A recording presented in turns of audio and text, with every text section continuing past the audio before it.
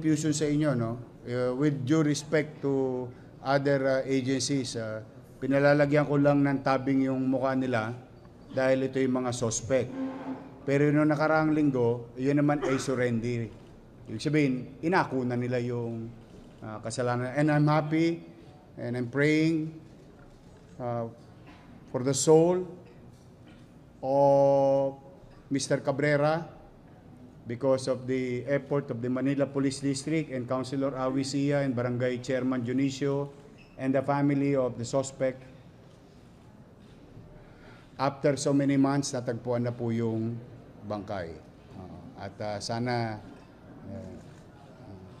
magkaroon na ng kapayapaan ng kanyang kaluluwa at makamit ng pamilya Cabrera yung hustisya. Now, to those victims of other crimes, ito po, unti-unti po, pipilitin natin. Una, kung maalala ninyo, itong si Teresita Clarin E. Ramirez,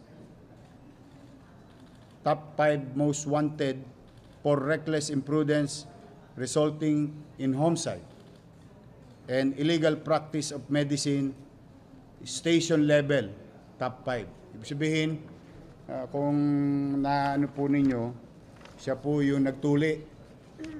At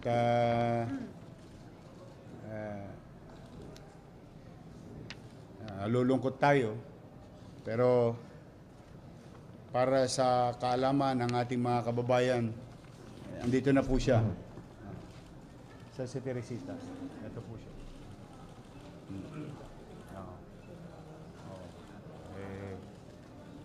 Sagutin mo na lang sa mata ng batas, ha? I hope maging takdang aral sa iyan, Nay. Opo, hindi na po ako makakain. Hindi na po ano. Naintindihan kita. Kaya lang, ito yung pamilya na. Ikaw yung mother.